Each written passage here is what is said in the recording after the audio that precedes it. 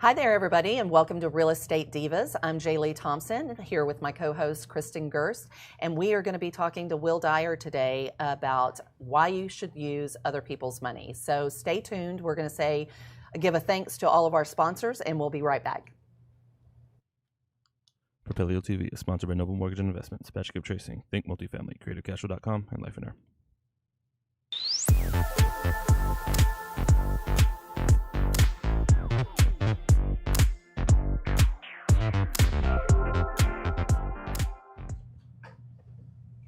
Hello and welcome to Real Estate Divas today. I am Kristin Gerst here with my co-host Thompson and Will Dyer of Bay Mountain Capital. Will Dyer, he's basically legalized loan shark. No. I like to say private lender. Private lender. That's so much more classy. It is. Hard money. I get it, but it's one step above loan shark, if you ask me. So. Nice.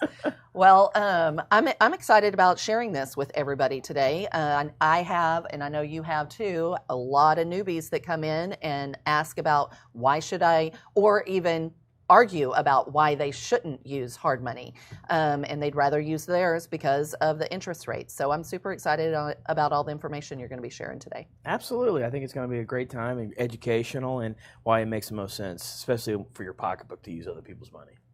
Fantastic. Bay Mountain Capital is what percentage commercial to single family? So I would probably say volume, number of loans, we're still about 70-80% single family. Mm-hmm. Now the difference is obviously a single family loan, we average numbers, $200,000 to $300,000 versus my commercial is closer to $2 million on average. Right. So, but funds out the door, we generally hover between 50 and 60% commercial and 40 and 50% single family.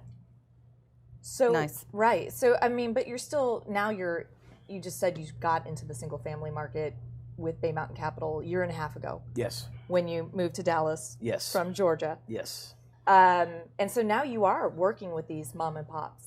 I am. It's interesting. It's definitely a different side of the business, real estate industry. I've never really been this entirely focused on. Even when we were doing Colony American Homes, we were buying in a foreclosure auction. We weren't working with the mom and pops. We weren't working with the fix and flippers. We were doing the fix ourselves and running it out.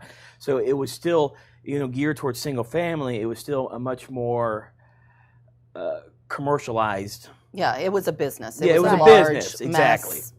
Mass accumulation business. Exactly. Yeah. So versus now working with the mom and pop, investors who are just trying to, get some financial freedom. They don't want to work for the man anymore, and they want to do things themselves. And it's a very hot market right now. And they actually say the number of fix and flips are back up to 2006, which can sound scary.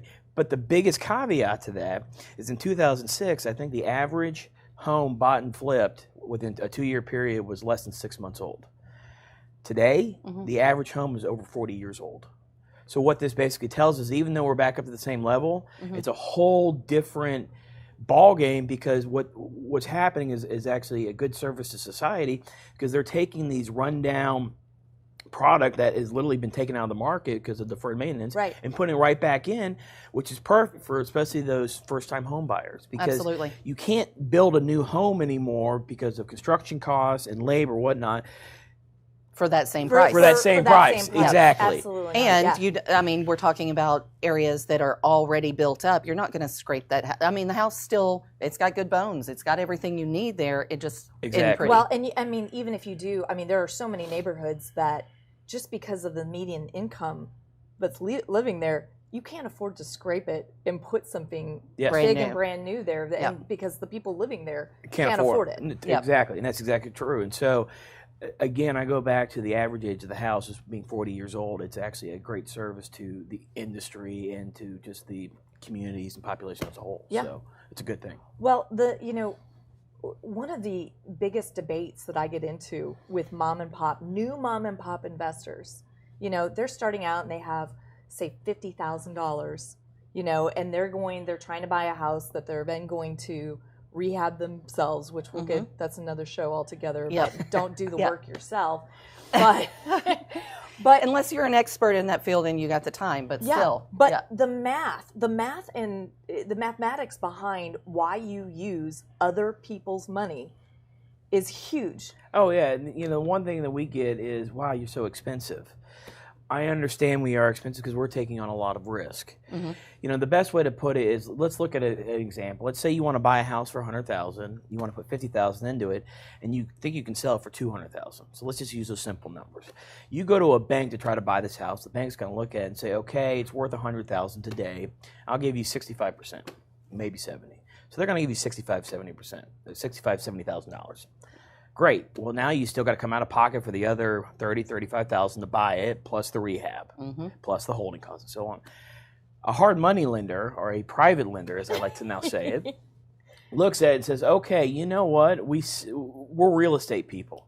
We see the vision that you have. I'm not a traditional bank who's in the interest rate risk business. I'm in the real estate business. I can see it's going to be worth $200,000. So you know what I'm going to do is I'm going to give you 70% of ARV, the after repair value. So 70% of $200,000 is $140,000. So that's what my loan's going to be. A lot more than $65,000. Yeah. Oh yeah, yeah. A lot less out of pocket. Basically, I said, but because I'm taking this risk, I'm not only giving you the entire purchase price, but plus the majority of the rehab cost. I gotta charge 12%. Wow, that's a big number. The bank was going to charge me 6 or 7. I said, true, but they're also not giving you more than double the amount. Correct. Yep. But also, what is the difference? I mean, and that's what a lot of people don't understand. They're like, oh, well, I was going to get 6% here. And I'm like, how long are you going to be keeping that loan? Yeah, that's the thing. And I mean, when you actually do, because people are like, well, how much does this cost? I go, well, 12% interest only. You're going to divide that number by 12 to get how much you pay per month. So that's 1% a month.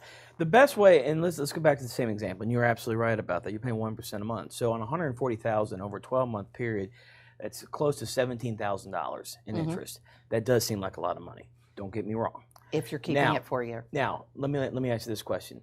If you had to put in that $150,000 yourself out of pocket and you sold it for $200,000, what's your return over 1 year's period? $50,000. Which is about 33%. That's a good return. It's a great return. That's a great return. I'm all for that. If I can make 33% on my money year over year, hell, I probably wouldn't be sitting here. But that being said, now look at the example I gave. If I give you $140,000. Right. So now we've only got $10,000 in the game. So now you only got $10,000 plus the $17,000. So now you're paying $27,000. Well, if you're making $50,000 on that $27,000, that's a 185% return on your money. Correct. Yep. I love that. Yeah. So 33%, which is good, or 185%. And that's the reason why you use other people's money when it comes to real estate, because it's so capital intensive. And it's a way to, A, not put all your eggs in one basket, B, diversify that risk on yourself with somebody else, such as a hard money lender, and C, increase your overall return on the funds that you're actually using in the project yourself, to where, you know what, if I can make 185% return on my money, I'm going to go out and do it again and again and again and again and again. Well, and I have this argument but discussion with a lot of clients too, whenever, like you said, especially the first time, because they get the sticker shock. But typically when you're doing a rehab on a $150,000 house that you're going to sell for $200,000, there is no reason why you should be hanging on to that for a year. No. Like, period. You should not. Correct. If you're doing, if you have other people doing the work and you're rehabbing the property, you want at best or at worst 6 months, and that's after it's renovated, it's on the market. I mean, that's really. Yeah. And that goes back to something else I always tell my borrowers we've talked about is that, look, you want to be the flipper? Great. You're not the professional. You're not the general contractor. You're not the plumber. You're not the electrician. And especially you're not the realtor either. Yeah. No, and I'm serious. I said, look, you're going to have to give up some money to pay a GC. But you know what? He's the professional. He knows what he's doing. You don't know how to actually do the work yourself. So don't try to be everything to all things. It's like the guy who tries to be the stock picker. You're not a stockbroker. You're not in there every day picking stocks, doing this, managing money. So why would you do it on part-time on the side? It doesn't make sense. You're going to lose every single time unless it's what you do for a living. Same thing as, when it comes time to sell the house, well, you want to save 6%. You know what? That 6% is going to be eaten up like that in holding costs because it's going to take you longer, probably twice, if not 3 times as long. Absolutely. Than it's if you hire a professional who knows the market, is embedded in it, knows the players, and can get that thing sold quickly for you. Yep. And and that's my number one rule when I start talking to new flippers, rehabbers who are going to buy, fix, sell. I'm like, first thing you got to figure out, day one, what is my daily carrying cost of this house? Absolutely. And most don't. Most don't. And, they don't know that people, number. People are. They're like, why? I have no idea. And I said, you need to figure out what your monthly mortgage cost is. Take your taxes, take your insurance, take your utilities. Yep. Any fees that you're going to be paying to have that. Oh, totally. Add those all up, divide by 30, so that I'm like, when you show up at a job site and you hear crickets and nobody's working. If you know how much that's costing you every day to hold that. 100%. Yeah. So $100, $200 a day to maybe have that, I guarantee you're going to be. It'll light a fire. Yeah. That's the other thing is you got to prepare. The more preparation you go into before you actually borrow that money, buy that house or whatever it is, the quicker you're going to get out. It's the age-old story. Time kills all deals in this business. Right. Yep. Right? Every day eats into your profit that you don't have that thing on the market and sold. So the more you can prepare before you're putting money at risk, the quicker you're going to get out and the more profits you're going to make. Know your market. Understand, you want to buy a 3-bedroom, turn it into a 4-bedroom. Understand what a 4-bedroom actually sells for.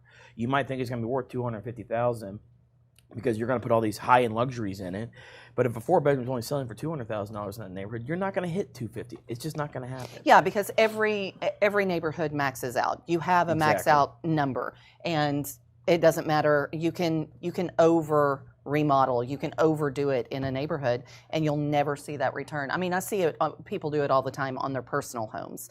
They're like, well, this is what I like. This is what I wanted. I want my money back. I see it on HGTV all the time. They got their money back. I sold it and it paid me back for my beautiful kitchen. Well, that beautiful kitchen isn't the norm, and you overbuilt for your neighborhood. You will never see the return. I also like to remind people, you don't live there. Yes. Yep. This is not personal. This is a business. Yep. And if you try to add too many personal touches to it, you lower your buying pool because people walk in there and they might not like something that you love. This backsplash. Yep. So one thing that we try to instill in our borrowers to help them, because one of the things we do at Bay Mountain is, we take a look at that budget. But not only do we take a look at that budget, but we actually pay out of our own pocket for a feasibility study for every single budget. Mm-hmm. What that means is a third party is going to go out there, take a look at the scope of work, and make sure there's enough money to get it done. So that way I know there's enough money in the loan, and you, as the borrower, know there's enough money. It's a good, double check with a GC. And I tell new investors, go borrow from a hard money lender, because everybody there is experienced. Most people who are who are a hard money lender have done rehabs themselves. Yep. And I mean, God, when I was working at Bay Mountain, we'd have people send in loans, and I look at it and I'm like, you don't want to do this. This is not a good deal. Yes. I'm like, this backs up to a Walmart. I'm like, and there's wires everywhere. Hey, what's wrong with Walmart? Come on. For the $500,000 house, not so much. Yeah, exactly. Yeah, exactly. But still, people make those mistakes all the time. Yes. And borrowing from a private lender who is really experienced and can help them through that process. Absolutely. Or to see stuff that they didn't see. Or they might have missed. Or I'll give you a great example. We had one come in recently, and we were about to okay the budget, but the feasibility study, actually the appraiser came back and mentioned that there's no countertops in the budget. So the guy completely left out granite countertops. Yeah, well, just completely left it out. Yes, and we didn't even catch it, which we should have caught it. Yep. But luckily, there's enough checks and balances between a feasibility study and appraisal that it got caught. We went back. They included a line item for them, and we moved on. So it's very helpful using a hard money lender, because you're right, the experience, they know what to look for. Because at the end of the day, I'm in the real estate business, but I'm not in the loan to own game. I don't want to own the property because it's a headache for me. Right. What I want to do is for the borrower to be successful get out, make money, get the bug, and come back and do more loans with me. Exactly. That's how I make my money, and that's how we thrive. And so it's very helpful, not only on return on investment, but also just getting through the project. Well, I mean, and that's reassurance for the borrower because they're coming into you. If you think it's a good deal and you're willing to lend on it, that's reassurance for them that, okay, I'm making a good decision here. Because for a lot of newbies, they're kind of, one, they're new. They don't know exactly what they're doing. They think they know. They think they have good advice. But, as we've had on here, other wholesalers and things like that, if they're just trusting the wholesaler and the wholesaler's giving them all the comps and this is what the ARV is and blah, blah, blah, well, what if those numbers aren't exactly on point? And as we know, all wholesalers are 100% truthful, right? This never happens. This never happens. Or, we've even heard on, time to time, rehab estimates from wholesalers. Yeah. $5 a square foot. Yeah. Sounds right for this house. Yeah. I'm like, not at any good deal. It doesn't. So, Yeah. But yeah, no, it's I hear all the time. Well, I don't think I can afford hard money. And I look at everybody. I'm like, I don't think you can afford not to. And I want to say, gosh, if you just do one of these on your own, and you're going to pay cash for it, and you're going to do a lot of the work, in the evenings and on the weekends, that's not a business. And that's the other thing is that That's flipping a hobby. house is, it truly is a business. Don't try to do this, be a weekend warrior on this stuff because too much can go wrong. There's too many variables of risk. There's too many subs. There's too many X, Y, and Z to try to do this on the weekends, in my opinion. So people that, again, I'm going to do the work at night and on the weekends, what happens is they might get through the project, but it's going to take them twice as long. Absolutely. So again, it goes back to time kills all deals. And every day where it's costing you $100 or $200 eats into your profit. Yep. So yeah, that margin gets slimmer and slimmer. So you said you were in Atlanta once a month. yes. So Atlanta, we opened up Atlanta at the end of last year on the single family side. Atlanta is an interesting market. Truth be told, it's very fraudulent. It's actually the largest mortgage fraud state in the country. Wow. That just blows my mind. Yeah, seriously. So you have to be extremely careful. One of the reasons why we were interested in moving into Atlanta was because when I came on board, in my background, I know a lot of the players there just running Colony American Homes there. It was easy. It was easy. Well, it was a perfect fit for us to move into that And market. Dean Lantos, I don't know if he still has them, but he had like all of these. He picked up all these rental properties. He does, and he has divested of most of them, but he still has a number of them left. So he knows the market as well. Right. So between the two of us, it was just a sure fit for us to move into. So I really have led the charge on expanding into Atlanta. And honestly, I think by the end of this year, it's going to be our biggest market. Wow. So Atlanta right now, to me, is where Dallas was 5 years ago. So Atlanta, since you're saying that that's the most fraudulent in the nation, was it just because there's a ton of small hard money lenders that right, and were is it fraudulent on the part of the lenders or the borrowers, or is it a mixture of both? It's mainly on the part of the borrowers, really. And and what happened in Atlanta, it's a very opaque market. It's not very transparent on the lender side of things. And what do I mean by that? In Texas, we have something called usury, right? You can't charge more than 18% in an annual year on a loan, or it's illegal because it's called predatory lending, right? then you really are a loan shark. Yes, then you completely are a loan shark. In Atlanta, they don't have usury when it comes to commercial or investor type of lending, including single family. Right. Obviously, they have it on consumer loans. You want to go out and buy a 30-year mortgage for your own house, sure. But when it comes to investing in commercial, it's buyer beware there. And so what you see a lot of is brokers who everyone's got their hand in the honeypot, and they'll come to me because they have a loan that they want us to fund and do. Great, fine. We underwrite it. We do this. We do charge a 2-point origination fee. Well, they'll slap 4 or 5 points on for themselves. And it's like, seriously? I mean, greedy much? Wow. So there are some of those brokers out there that do work like that, and it's so now all of a sudden I'm charging 11-12% plus 2 points. Well, now they're at 18% because of these brokers over there. Right. And so you get a lot of that. Now, is that fraudulent? No. But is that dishonest, in my opinion? Yes. So when we've been moving in there and working with a lot of brokers, the first thing that we say is, look, you want to charge 1 or 2 points? No problem. Everyone, needs to get paid. Needs to eat. Yep. Yeah. But if you're going to try and charge 3, 4, 5% on top of my loan, I don't want to do business with you. Yep. And so you really have to weed through. We have made good relationships with about 4 or 5 different brokers over there, which this has all worked for us. And so we're moving heavily into there. They love us because, again, up until 6 months ago, you were still seeing 15 and 5 all the time. So 20% loans. 15 and 5 in Georgia. You got to be kidding me. So, and That's we came in there, crazy. and we're like, And okay. you thought 12 was expensive. Yes. I know. Well, and we came in there and we're like, look, we're going to bring our same program that we have in Dallas and move it to Atlanta. We're not going to try to upcharge or do anything different because it works for us and because we are set up as a true private equity fund. We have our returns we need to hit to our investors, and this program hits those returns. So why in the world would I try to upcharge this to make an extra point or two? Let's move in there. We'll undercut the market. We'll be completely transparent, and we'll start doing loans there. And I mean, quickly. Well, and that's kind of setting Well, the standard. I mean, if you're coming in and your competitors are 15 and 5, you're coming in at 12 and 2.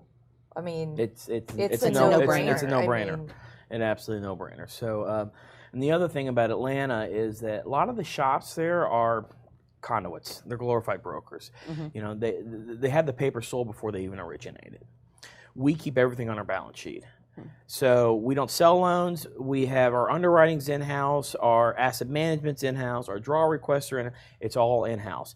So if you have an issue, you pick up the phone, you're going to contact someone on my team who sits right next to me, not some third-party servicer or some other company that bought the loan. right. And so I think a lot of the borrowers there are starting to see that and understand that and like that. They're dealing with the same people over and over again. So we're starting to see some more repeat borrowers there as well because of that. And so again, it's just trying to be transparent. It's just trying to be, we are offering a service. We're not out there to screw anyone over. Pardon me. I don't know if I can say that on this. You can. You absolutely You totally can. It's YouTube. So it's been a great market for us, and it really is because you're still seeing the South Atlanta and especially the Southwest Atlanta. You're still real seeing that to where you can come in and buy a dilapidated bungalow for $50,000, $60,000, $70,000. Put $50,000, $60,000, $70,000 into it. You can't really find that in Dallas anymore. No. That was 5 years ago. That was 5 years And that's ago. what I mean by Atlanta's where Dallas was 5 years ago. So we're seeing a lot of that business, which is great because it's interesting. When I drive the markets, when I'm there, it's street by street by street by street. I mean, you'll drive down one street and it's just these gorgeous renovations, some new builds going on. The next street over, it's, okay, roll up the windows and lock doors. Yep. So it's like Swiss Avenue. Yes. Yeah, exactly. You've got $1 million houses, and then like you've got people going through your trash in your back alley. Exactly. So, but it's there are neighborhoods that are turning in Atlanta, and it's great to see. Spending the last 11 years there, it's in neighborhoods you wouldn't go to. I mean, you wouldn't go south of I-20. Mm-hmm. Now, I spend all my time south of I-20 just because of where our loans are at and the different properties that we're looking at, and it's great to see these. And they're neighborhoods. revitalizing. Yes, All of these neighborhoods absolutely. are It's great to revitalizing. see. It's great for the community. It's great for Atlanta. It's just That's it's awesome. A good thing. That's awesome. Well, we need to take a quick break and to thank our sponsors, and we will be right back to talk more with Will about using other people's money. Why aren't you doing it? We'll be right back. The Propelio Academy, an all-in-one education resource for training in wholesales, subject to wraps, short sales, flips, rentals, BRRRR, property management, and more. Go to propelio.com/academy to get your scholarship today.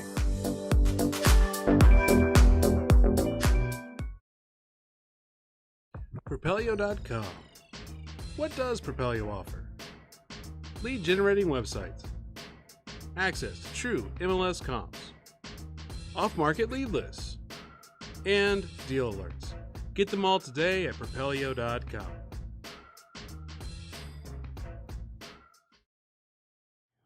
Welcome back to Real Estate Divas. I am Kristin Gerst with my co-host J. Lee Thompson. We are here today with Will Dyer from Bay Mountain Capital, and we are discussing Atlanta and the differences between Atlanta and The Dallas market. Or, the Texas market, because we have become saturated here. I mean, it is competitive. Oh, it's completely competitive. And we have people coming from all over to invest in Texas.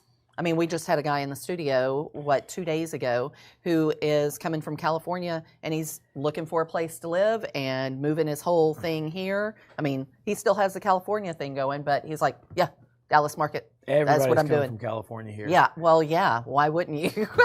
I think the statistic in 2018, Texas had more influx of people from other states in the country than any other country. And California had the worst outflux, and 90% of those people coming here. Yeah. But, but we also have, corporations. Yeah. Oh, yeah. So it's not, people are like, oh, yeah, we're definitely going to hit a downturn. But, when you're looking at the Texas market, and you're especially North Texas, when we have, we just got PGA just came in, Toyota. We've got. There's a ton of them. I think they say outside of New York City, Texas is the most Fortune 500 companies headquartered in Texas. Yeah, it's amazing. Well, it's affordable. Yeah. I mean, it's still really affordable to live here. It's affordable to build. The tax incentives, But it's also our taxes. We don't pay state income tax. True. Very true. Me coming from Georgia, which is another very affordable state, I looked at, there is I think it's a 6% state income tax plus your property tax here. And I think in all, I'm better off being in Texas because of the state income tax. But I'll tell you one thing, my real estate tax is more than doubled. So, yes, it is more affordable and it's more business friendly. But I will say, we are better off. But it's not, moving from a tax state to a no tax state by any means. Yeah, we do have. I've heard that we have either the highest or close to the highest property taxes. I don't think we're the highest by any means, but I think we're up there. We're up there. You still got the Northeast and even California, which has a 15% state income tax plus their property taxes. And I'll tell you, it'd be interesting to see what happens in this whole next couple of years, especially with new elections coming up, because of that whole SALT, the state and local tax credit, or you can only deduct up to $10,000 now on your tax returns. That's going to hit a lot of people. That's the reason why you see so many people migrating out of the Northeast and California and places like that, because of the fact is that before, when you're paying $40,000 in state real estate taxes plus a state income tax, and being able to deduct that off your federal taxes, that's fine. It works. But when you have to limit that to $10,000 and now you're paying out of pocket, that's going to hit you hard. Your gross income goes down dramatically because of that. So. Yep. Well, and just whenever we're talking about the property taxes, we did a whole show on our property taxes going up just because of the influx of people and the median prices all over Texas are going up. Are going up. Absolutely. Yeah, and we've seen more growth in that realm over the last 3 years than we've seen in a very, very long time. Because Texas has been, that's the reason that the bubble didn't hit us super, super hard. Yes, there were a lot of people homeless. Yes, that were foreclosed on, that sort of thing. But we were not hit like the rest of the country because our median price range, we never saw like the super high peaks and the super lows because we kind of stay right there in that. That is one disconcerting fact about where we are right now, because up until the last couple of years, Texas only appreciated property value-wise 5 to 7% a year. And that's where we've always been. And now we're seeing just prices skyrocket.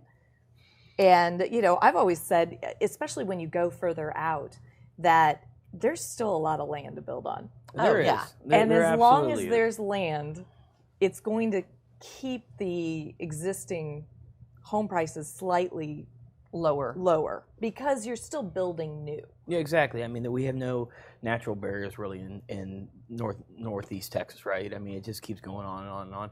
And you saw a lot of that during the build up to 2006-07, with Frisco, Prosper. I think at some point in time, Oklahoma is going to be part of the deal. It's coming.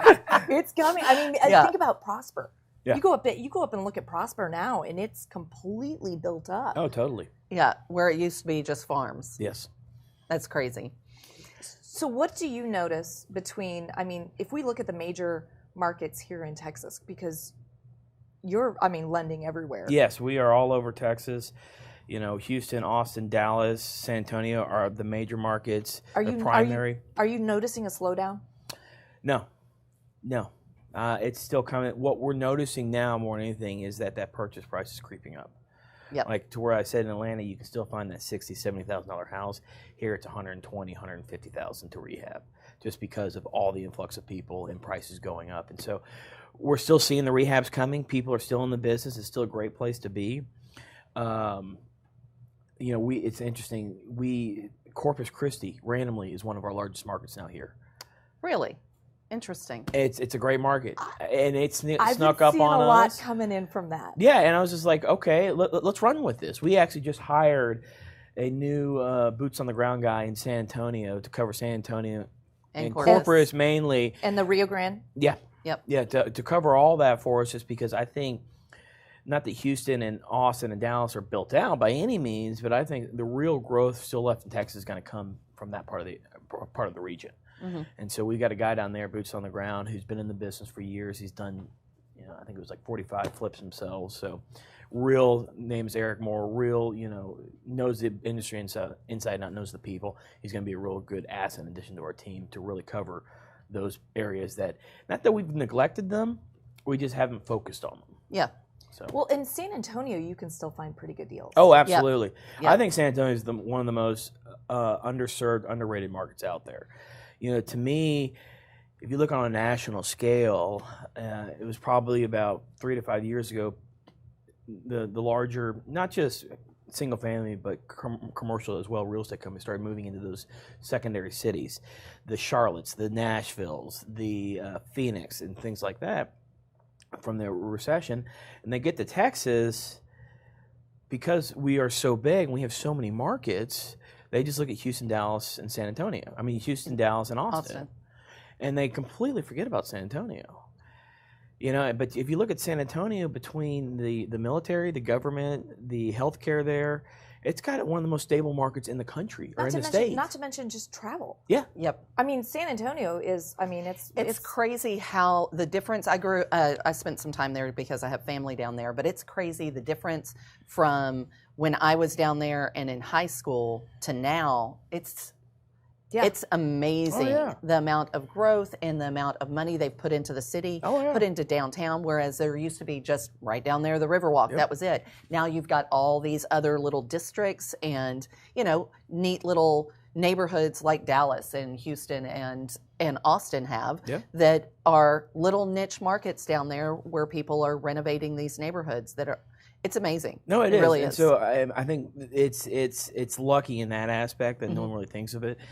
I'm heavily weighted on San Antonio. Again, that's the reason why I wanted to hire someone who lives in San Antonio, because that's a market that has the potential to grow big time in. So I totally agree with you. And not to mention, you're 45 minutes away from Austin. Yeah, exactly. With the cost, or Corpus, you're not very far from there either. Or Port A. We went to Port Aransas all the time. You're seeing Austin and San Antonio really grow together as home prices in Austin keep skyrocketing. People who can't afford to live in Austin are moving down to San Antonio. And in between. There used to be a time, I won't date myself, but when I was in college, driving from Austin and San Antonio, there was nothing but, cornfields in between. Yeah. Now it's one solid. One metroplex. It's solid. There is no more farmland in between the two of them, at least off of I-35. So it's crazy how much that growth has happened down there, and then just up into Bernie, and that's new builds and the beautiful homes and beautiful subdivisions that are high-end subdivisions. Oh yeah, we recently looked at a deal in Bernie. Fortunately, I couldn't do it because it was mid construction, but it sat around $8-9 million homes. The guy who brought it, the broker that brought it to us, kept telling me it was where George Strait's neighborhood. So so it's got to be good, right? Yeah, right? Exactly. Yeah. Exactly. So now that we've been talking about Texas and how the market has, it's not saturated, but it's definitely more competitive, especially with lending. Yes, and Bay Mountain also has a slightly. It's below 12%, isn't it? So our preferred borrower, which basically means you have a 680 or higher credit score, or 680. if you've done enough deals with us, and and we know you're good, we'll give you a 10.9% interest rate. 10.9, So which is less than 11%. Yeah. crazy low. So, and it's one thing, again, there are a few what I would call 800-pound gorillas in our industry, and I feel like we're one of them. And because we are structured as a true private equity firm with accredited investors, things like that we invest at our discretion, it allows us to do things that more mom and pops really can't, working with banks, working with credit facilities and things like that allow us to lower the interest rate, keeping our return where it is without increasing the risk past our thresholds, if that makes sense. No, it does. Yep. It does. Well, and there are so many brand new mom and pop investors out there who just don't really understand how it works. But I said, I've told people from the beginning, learning how to finance real estate investment, number one thing that made me successful. Absolutely. And so just learning how money works, and people are always like, well, why does it have to cost so much? I remember back, not to date myself, but I remember back a time where 7% was considered free money. Yeah. Yeah. And now people are bitching if it's, over 5 or 6, and I'm like, I was just talking to a borrower about, oh my gosh, 6%, that just scares me. And I'm like, are you kidding me? 6%, you don't even want to see it. I mean, yeah, I know that the Fed's not going to raise interest rates most likely this year now. And so, in fact, they're even talking about lowering it. Yes, depending again. on what happens with the tariffs. But yes, you are right. Which blows my mind because, we don't want to also go into a point where, the banks then have to pay if they keep money on their banks. So go to a negative interest rate like a lot of other countries have right now. Mm-hmm. Yeah. Speaking of the mom and pop and the people who are getting in this, like in the beginning, all the newbies out there, because that's what part of this is about, is just to educate them on, what that money, how it works and how to use it.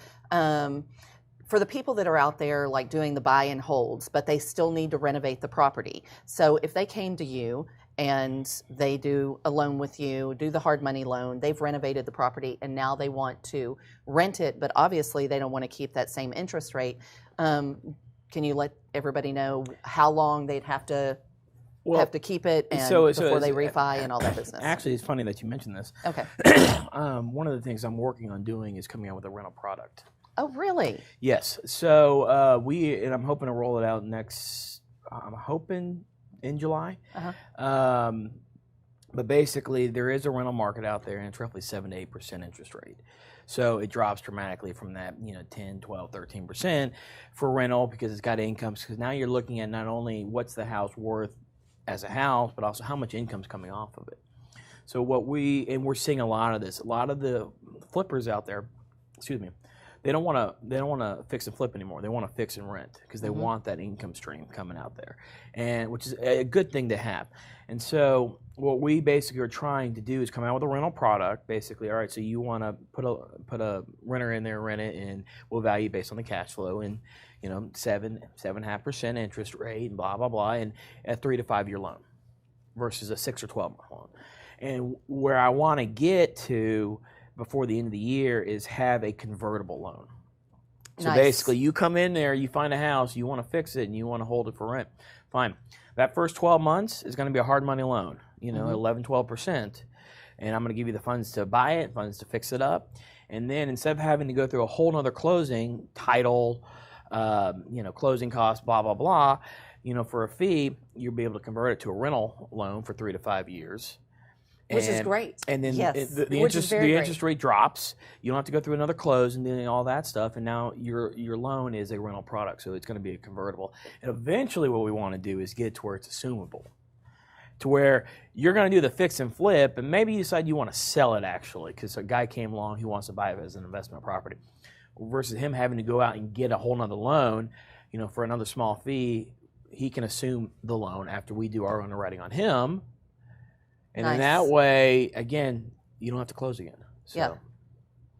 But you still have to come up with the profit differential between, because obviously he's buying it. Yeah, I Yeah. mean, Yeah. obviously He's he's got to buying get his it. flip profit out of there. Exactly. So we have to come in with But with no, the but those equity, are. I mean, yeah. those are great products. And we're seeing, Absolutely. and that's kind of where the market's going. I think what's happening is a lot of people are getting kind of worried. Obviously, we're in the 18th inning of a 9-inning game right now. Yeah.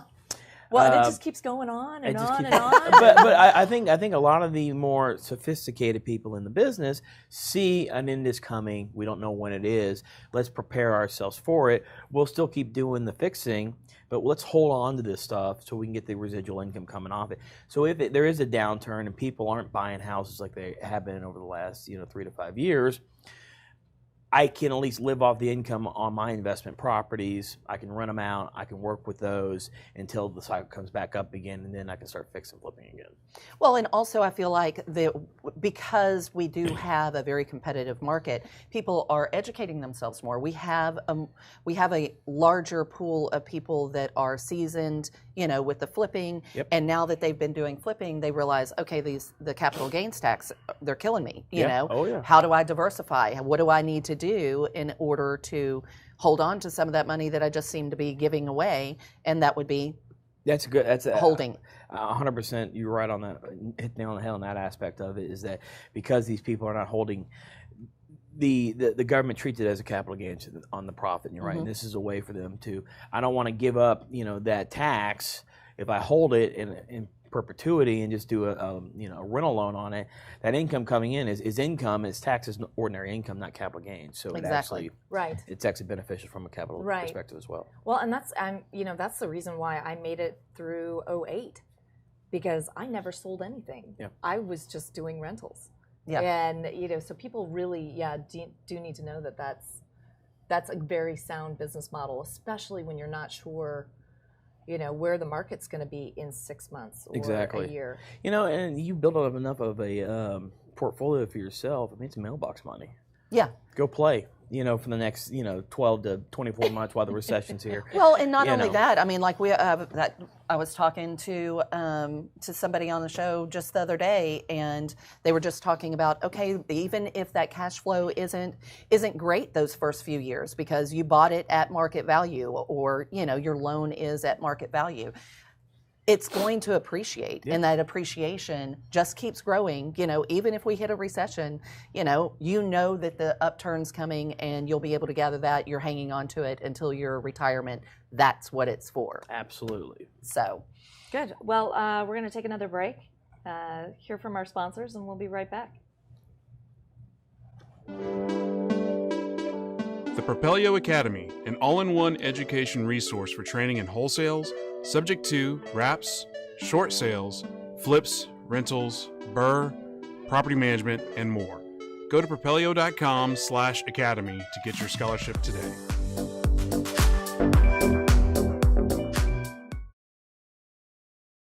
Propelio.com.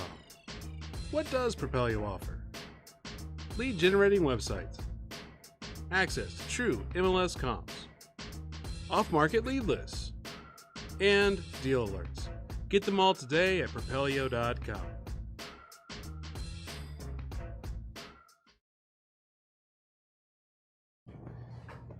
hi there, and welcome back to Real Estate Divas. I'm Jaylee Thompson, and I'm here with my co-host, Kristin Gerst, and we are talking to Will about other people's money. Be sure to drop your comments and any questions you have. We will be answering these as you drop them, and try to keep up with all of the comments, like, share, all that business. But we're talking about other people's money, different products that y'all have available, holding on to properties, and hopefully the launch of your new products, of the rental product. I love that. I mean, the rental product is... That's exciting. No, it is exciting. It's a whole new, venture for us at Bay Mountain that, we're looking forward to, and really kind of help keep building our business, building our products, and things moving into the future as we try to grow. And just being able to convert it.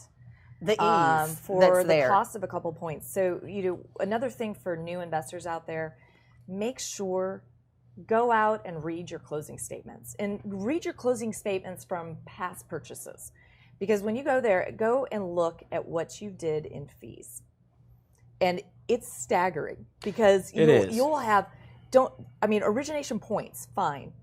But a lot of lenders out there, Junk fees. will Yep. have junk fees there, and they're like, oh, well, we only have 2 points. Yes. But when you actually go in and look at your closing statement and add up all of their junk fees, you actually paid like 8 points Yes. to buy that loan. We we stand behind at Bay Mountain. We've got one fee. It's a processing fee, which again, Which is $5.95. well, we actually have increased it. Oh, you have increased it. Sorry, $5.95 Sorry to blow it. was from Was back. previous. Was now previous. Now there's inflation. we're at $9.45, and the main reason why we did that is because of the feasibility study. I paid that out of my pocket, and that's insurance for the buyer. I mean, that's it's just insurance for the buyers. reassurance Exactly. that you're making a good decision on this property. It's exactly what it is, and I didn't want to ask the borrower to pay for another report. They're already paying for the appraisal, which is standard in our industry. I didn't want to have to ask them to pay for that on top of it. Look, I'm going to increase my fee a little bit.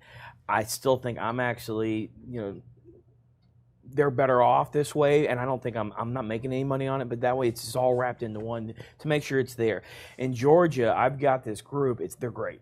So basically, they don't even look at the budget. They just look at the scope of work that I give them, and then they go to the property. They look at it, and then they come back to me with, a detailed budget that's 2-3 pages long, down to the doorknob line item, and saying, if we were to do this flip, this is what it would cost me. And so I basically use that compared to the borrower's budget and say, hey, we need to increase here, we need to increase there to get these in line. Oh, and by the way, so you can run a check on your GC, here's this budget for free. Nice. And I give them the budget, and I said, look, you can use this budget or your budget, doesn't matter to me, but this is an added bonus, so you get to see, down to the doorknob what it should be costing you. What it should be costing you. Exactly. But, and that's all speculative too, because some people get better deals, but contractors are expensive right now. Yeah, they're extremely expensive. And High demand. For me, I'm having problems just getting a plumber to show up and make a bid. Yep. Like on a remodel. Yeah. Just on a remodel. So, just finding contractors in Texas, and everybody is expensive and their prices keep going up. They do. We have a labor shortage. You're absolutely right about that. So, and in a lot of ways, it's a good thing for the economy. So, but when because I know Bay Mountain's fees are completely upfront.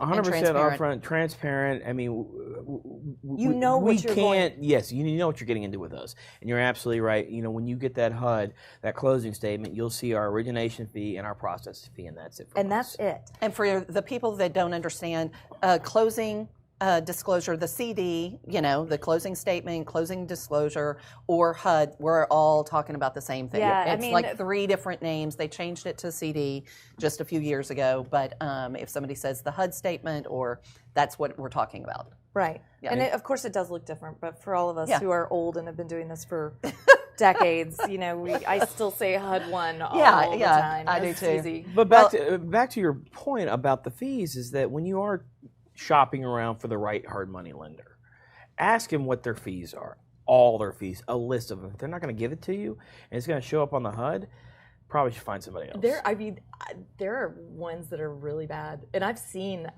investors where, and they don't know about it until they get to the closing table. And now it's either I close and I have to eat all this, or I don't close and I lose my earnest money. Right, exactly. It's the same thing with those teaser rates. Oh yeah, we lend at $8.99 for our preferred borrower. Great.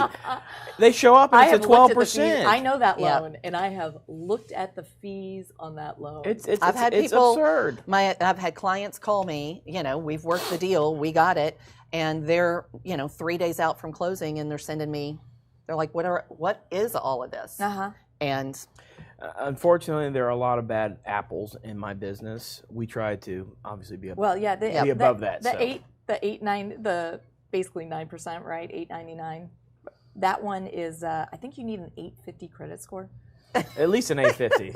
No, I'm not kidding. I actually asked. I'm like, what is that preferred client look like? Nobody is actually, they're like, oh yeah, so-and-so's giving 9%. Will you guys do that? No. Yeah. Because they're not really giving 9%. Yeah. At the end of the day, go up and add up all the fees. And 10 points. I guarantee you, I'm if not the lowest, close to it, but you're going to straightforward with us, transparent. I'm in the loan business. I'm not in the loan-to-own business like a lot of people are. Yeah, well, taking back a property. It's the last thing I want to do. Oh, yeah, God. Trust me. You got to meet Angie. She runs our asset management group. You do not want to get on her bad side.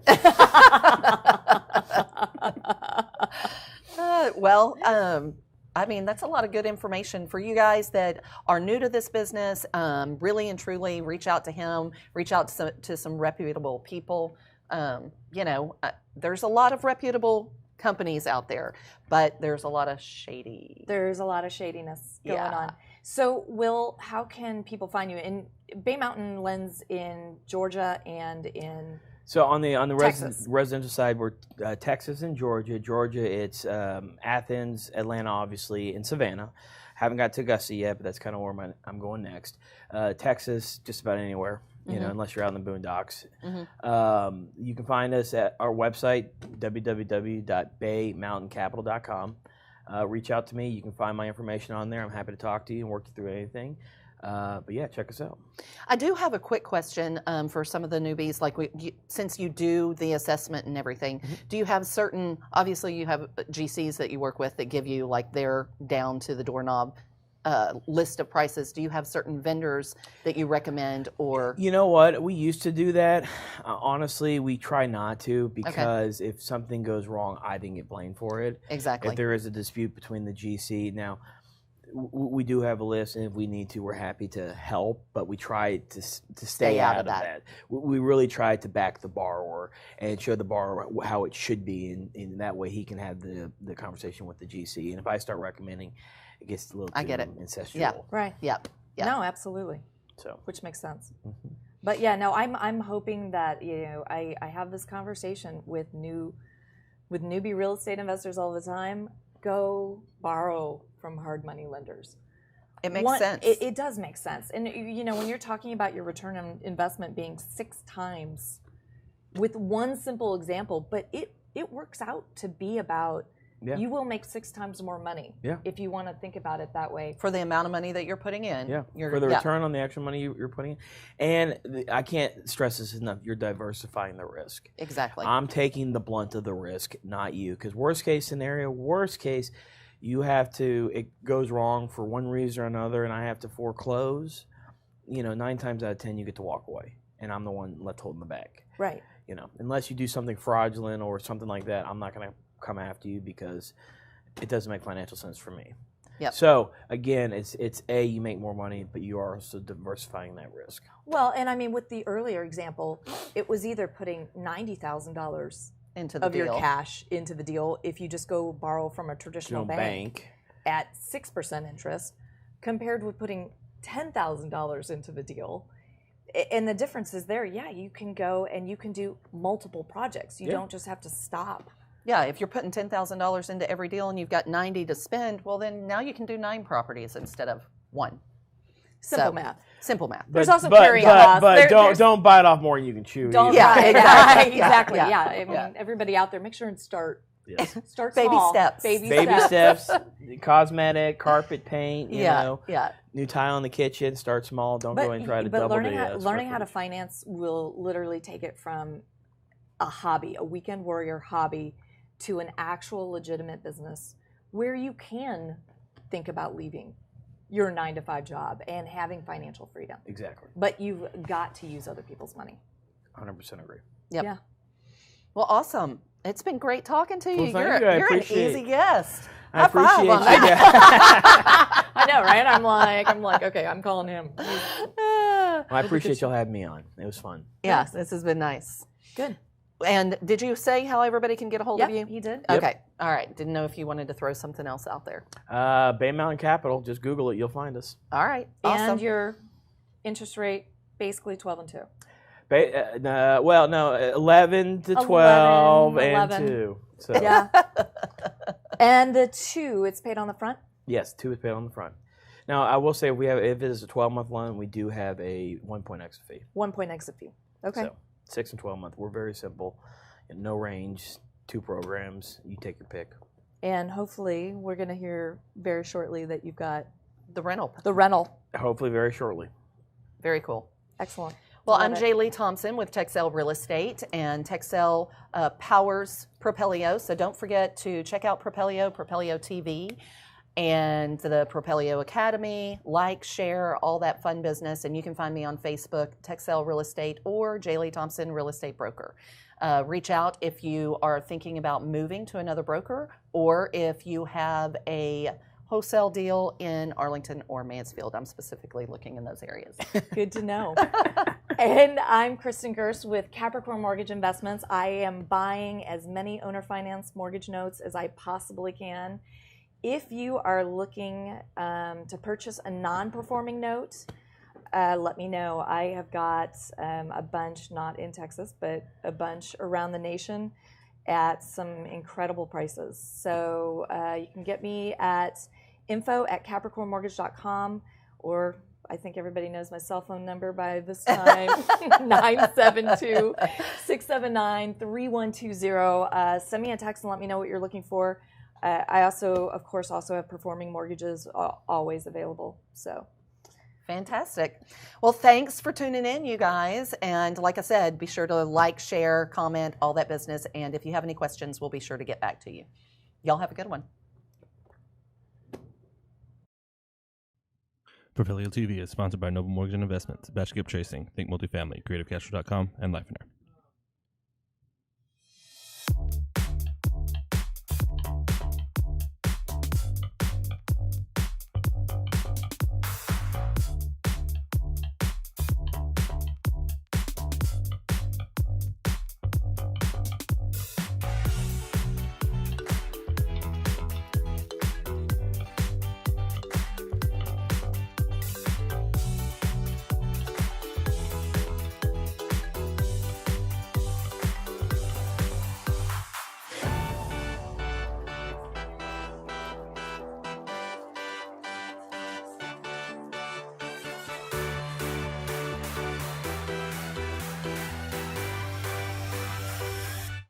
Thank you, everybody, for showing up to the Propelio event. We had a great time.